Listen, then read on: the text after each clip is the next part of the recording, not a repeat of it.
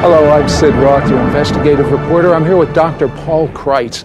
There is a purpose on your life. Most people go their whole life, they never find the purpose, or even if they find the purpose, they don't fulfill the purpose, or it might even be an improper focus. But this isn't some psychological approach. This was a heavenly approach. What do I mean by that?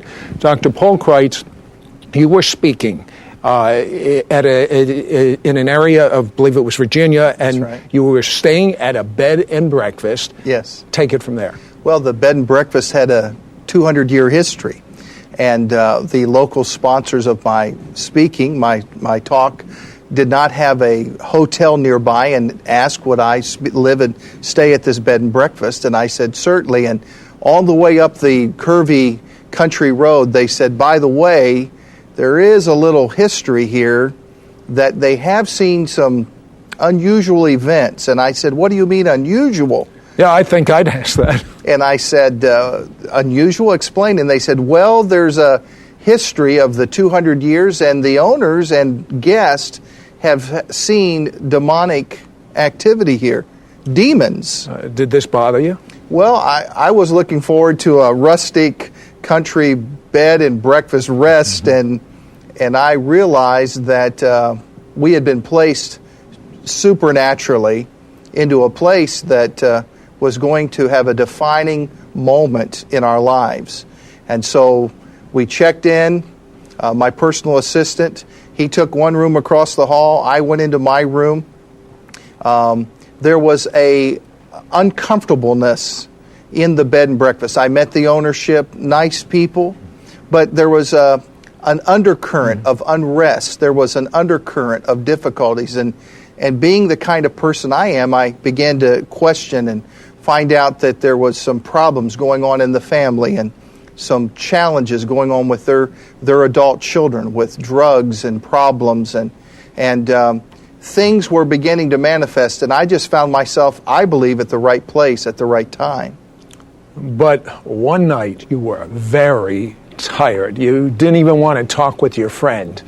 You went to bed, but you had an unusual thing happen. Well, I had prayed night after night and day after day in my speaking in these meetings that we were in, and things were going well, but yet I was physically, emotionally, and spiritually drained. I mean, exhausted.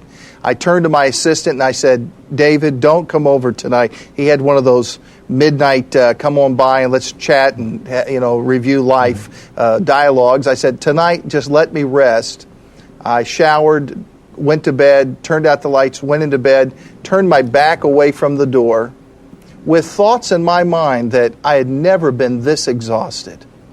So it wasn't just that you were working hard. There was almost an external thing. It was almost an oppressive attack. And even the thought crossed my mind, and looking back, it was a crazy thought, but like, maybe I ought to leave this area of profession. Maybe I ought to quit speaking and trying to impact people's lives. Maybe I ought to just go get a job and stay home and work 9 to 5, and crazy thoughts of just changing things. And I said, man, I'm so tired. And I'd learned early in life, never make a major decision when you're tired. But I thought to myself as I was going to sleep, I was weary, wore out, that tomorrow we'll pack it in and I'm going to head home. Were you really entertaining the thought of changing professions? It actually crossed my mind that night. I actually thought that maybe I had pushed and gone the limit, and now it was time for a change. And all along I was seeking purpose and seeking understanding and trying to find focus in my own life. And that's the night. Well, you know what's kind of interesting? This was not a natural oppression.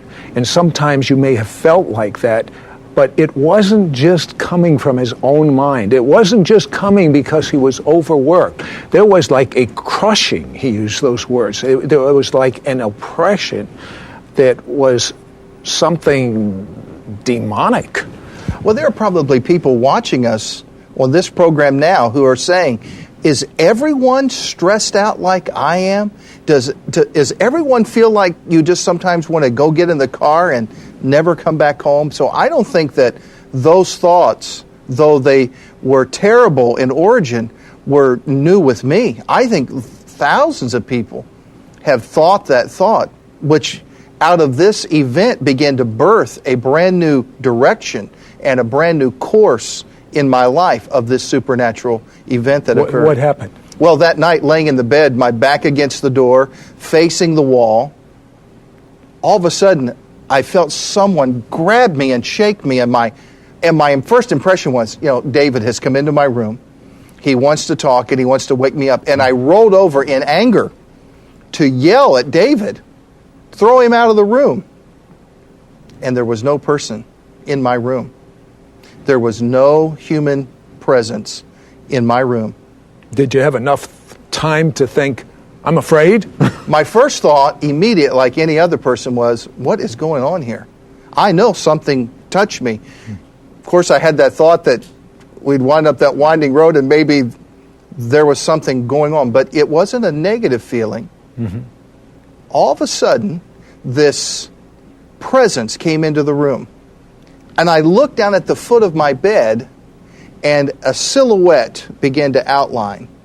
And I don't know how to describe it except to tell you that inside the silhouette was like liquid water, like light moving as water. And it began to fill, and I recognized it as a figure. And inside of me, instantly, I knew that this was an angel. I can't tell you how I knew that. I just knew that this was an angel. Had you ever seen an angel before? I'd never seen anything like this in my life. In fact, I was afraid to tell people for weeks. I told my assistant, I said, don't tell anyone. People are going to think I've lost my mind. Now, did this person with this like liquid water inside, did they have like a shape like a human? Yeah, it was like a very tall man, like a very tall, strong person. And as this liquid light began to... I'll tell you what, hold that thought. We'll be back in just a moment, because this angel changed the whole course of history for Dr. Paul Kreitz, and I believe what he's going to tell you will change your destiny. We'll be right back.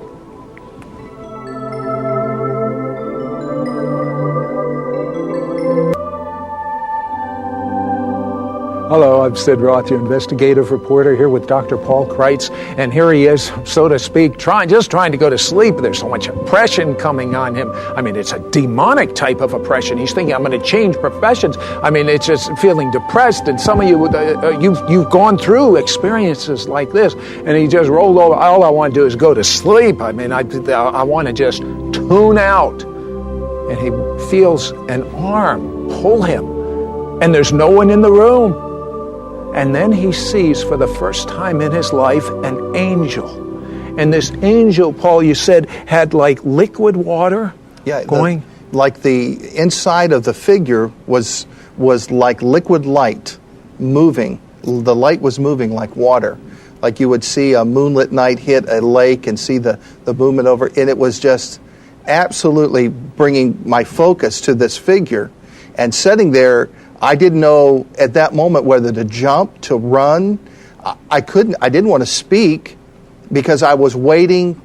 And again, knowing inside of me, I was waiting to hear something. I knew inside of me, this is an angel. And number two, I knew it was going to say something. Number three, what did he say? We're on the edge of our seat. He said, Paul, everything is going to be all right. He called you by name. He called me by name. He said, Paul, everything is going to be all right. And in that moment, even as I say this to you, I get the hair raised up on the back of my neck because things weren't right. There was something that was just not there. It was all the parts of my life were there, but they weren't into place. Things were, I was right in my heart, but I wasn't correct in my approach or my thinking about things. And though I was having success and people's lives were being touched, it was not bringing the fulfillment and the release of my life into other people's lives. And when that happened, everything is going to be all right. My life and everything about it, everything I said from that day forward began to change. what happened is today he speaks for major corporations all over the world. He speaks for places like the World Bank, for a major airline, for the Dallas football team, Dallas Cowboys. But he had a message of how people can determine their God-given purpose. And it's so simple, it's profound. You tell people there are 4 questions they must answer for themselves. Out of my own personal quest for understanding my purpose, I began to document from talking to my mentors and talking to other people that were my heroes. How did you get from there to here? And I began to formulate a plan and begin to create it. I documented it into a book, and then I began going around teaching. We have here, Discovering the Power of Purpose. And I began teaching out of that book, and I would walk up to someone, and they would say, I'm without purpose. I'd say, I understand. Frustrated. They said, I'm at the end of my rope. I understand. I just feel like sometimes just shutting the door and leaving and quit. I understand. I am so stressed out. I understand. You need a purpose. Well, where is it? What is it? You were born with it. Every person is born with their purpose. Any exceptions? No exceptions. In fact, in the Old Testament scriptures, there's a prophet named Jeremiah who said that God knew him when he was in his mother's womb. So if God knew us then, he had a plan and purpose for our life.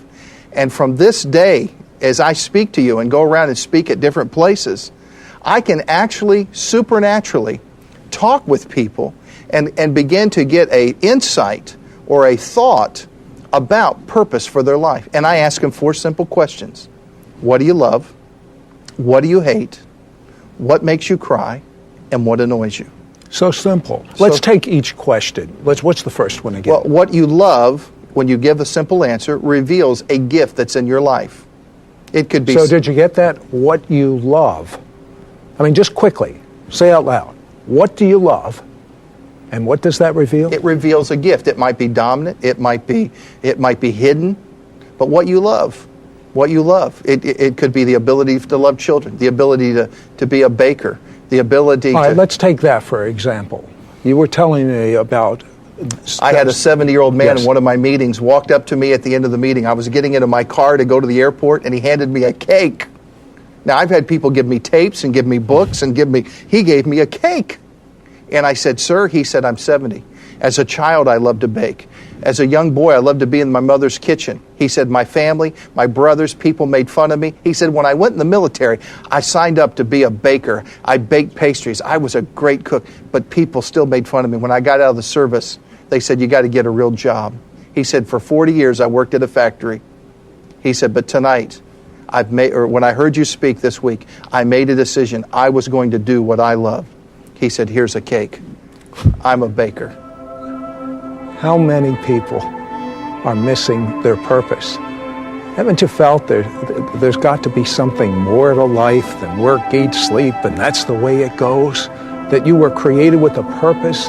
Did you hear what Paul said, the prophet Jeremiah said?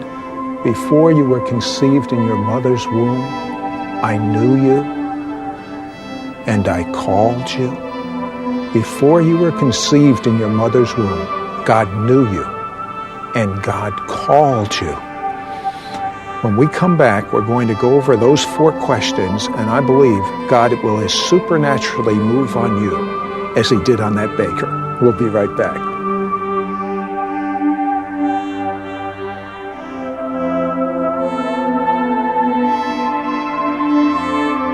Dr. Paul Kreitz, and let me ask you a question. There were 4 questions that you posed to people. If they can answer these 4 questions, what will happen? Because the purpose is not your decision, it's your discovery. It's not a, what do you want to be when you grow up? Your decision. Your purpose was already put on the inside of you. And you don't need a psychic or someone outside of your spiritual life to reveal to you what's already on the inside of you. But you've got to ask some questions. What do you love? Because what you love reveals a gift that's in you. What you hate reveals what you're called to correct.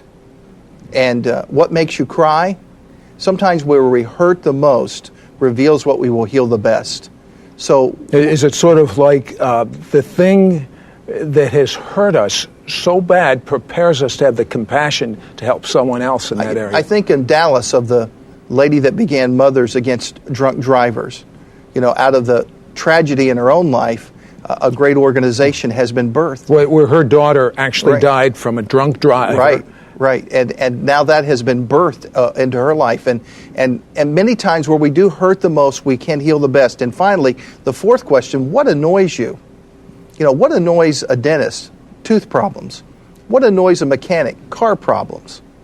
Those things that annoy you are those things that you can solve, the problems you were created to solve. And those things that annoy you will be attracted to your life. That's why things that bother you may not bother someone else. But you're called to fix it because that's your purpose. And your purpose gets you up early, and your purpose will keep you up late. And your purpose will keep you going when everyone else stops. Sometimes someone knows their purpose, but as you explain in your book, their focus is wrong. What do you mean by that? What you look at the longest can become the strongest in your life. If you look at all the problems, you'll become problem-oriented, and you'll begin to lose your focus. And I believe that there's a source out there, there's a power that we need to tap into, a divine power, the power of God, that can help us to stay focused on our mission. That's what causes someone to go into the inner city and help children way after the Congress has stopped talking about it and the camera lights are gone. They're in there day in and day out. And that's what keeps successful people moving forward, is they've discovered their purpose and they keep that focus. Now, why are you have so much passion for people to find their purpose and their focus? Because my purpose is to help others find their purpose. Out of the supernatural events that have transpired in my life. I could be flying on a plane, which is the best way to fly. I can be flying on a plane, and as I'm riding along, though the airlines might have scheduled someone beside me, I pick up things. I sense things. And I'll begin engaging a conversation with them. And it always comes around to purpose. Tell me one real person that was on an airplane with you that this happened. Very fine dressed lady one day was sitting next to me, and just dressed immaculate, and was flying and was telling me that her husband was transferred, and she's flying back and forth, making decisions about her home and how wonderful this is going to be. And I have this impression on the inside of me that she is not a happy camper. Though she looks happy and she acts happy, she's not happy. Sort of like Hollywood, where it looks like a beautiful scene on television or in the movies, but if you were really there, you'd see there's nothing behind that scene. It's like a facade, and that's the way a lot of people are. They're crying on the inside, hurting bad on the inside, but they've got so much pride they don't want anyone to know this. And so they look fine, and they smile, and they're happy, and coming apart on the inside. Is that what you were talking about? That's exactly right. And as I began talking with her, I couldn't help but just say what I sensed, and I said, you're not happy. And really you're not happy because you thought there was life over here, and now you're being uprooted and you're changing, and it's impacting family and your children. But I want you to know that God does have a purpose for your life. And even though you're making a geographical move, you're going to find focus and you're going to find purpose. And she went from running mascara in tears to laughter and joy. And she said, I believe God must have put you here beside me, because this morning I was praying, God, am I doing the right thing? What is the greatest enemy of people fulfilling their God-ordained purpose? Many people think this is as good as it gets. Many people think this is my lot in life. My parents did this, so I'm going to do this. My family lived here, I'm going to live here. They think this is as good as it gets, but I'm here to tell people there's more. There is so much more in life. And if you're just willing to cooperate with the Creator, is a term I like to use, because He made you. And if He made you, He can reveal His purpose for your life. Do you remember what Paul said, that angel said to him? Everything. That's pretty inclusive. Everything. Everything is going to be all right. I believe that's a word for you right now. Everything. Everything. You don't understand exactly what's happening, but God's Spirit moves through sound. And you are capturing something very supernatural right now. Everything. Everything is going to work out all right.